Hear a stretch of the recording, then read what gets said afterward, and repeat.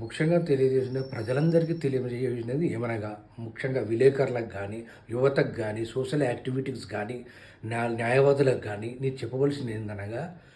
ప్రపంచంలో కానీ ఏ దేశంలో కానీ విద్య మరియు ఆరోగ్యము ప్రాధాన్యము అదేవిధంగా ప్రజలకు న్యాయము వైద్యము ఇంపార్టెంట్ అడ్వాన్స్డ్ ఇప్పుడున్న పరిస్థితులల్లో మనకు 24,400 గవర్నమెంట్ స్కూళ్ళు ఉంటే దాన్ని 4,500కు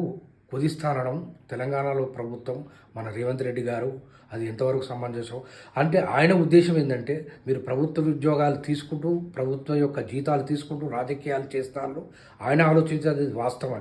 ఆలోచించేది వాస్తవమే కరెక్టే బట్ ఏంది ఆయన ఉద్దేశంలో 19 మంది విద్యార్థులకు ఒక ఉపాధ్యాయుడు ఉన్నాడు కొన్ని స్కూళ్ళల్లో 3 స్టూడెంట్లకు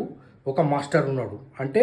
వీళ్ళందరూ వచ్చి కాలయాపన చేసి జీతాలు తీసుకుంటారు అనుకుంటా అనే ఉద్దేశంతో చెప్తారు కానీ దానికి ఆ ప్రాసెస్ విధానం అది కాదు సమాజంలో కూడా యాక్టివిటీ పెట్టించి గవర్నమెంట్ లోపల విద్యార్థులను పిల్లలను ఈ విధంగా పెంచుకోవాలి అది అడ్వర్టైజ్మెంట్ ప్రకారం కానీ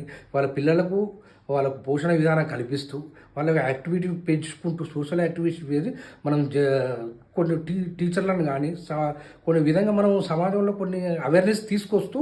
గవర్నమెంట్ యొక్క విద్యార్థుల సంఖ్యను పెంచుకున్నప్పుడు విద్య అనేది ప్రతి ఒక్క పేదవారికి ప్రతి ఒక్కరికి నాణ్యంగా అందుతుంది నా యొక్క అభిప్రాయం ఒకటి స్కూళ్ళను కుదించడం వల్ల ప్రైవేట్ సంస్థలు పెరిగిపోతాయి కార్పొరేట్ సంస్థ పెరిగిపోతుంది విద్య కూడా కేవలం ఉన్నత వర్గానికే అయిపోతుంది ఇదంతా చాలా చిన్న భిన్నమయ్యే అవకాశం ఉన్నది కాబట్టి ఈ విద్య విషయంలో యువత సమాజం ఇప్పుడున్న జనరేషన్ ఆలోచించవలసి ఉన్నది ఇప్పుడు రాజకీయ అవగాహన లేకుండా చాలామంది తప్పుడు నిర్ణయం వల్ల రేపు రాబోయే పరిణామాలు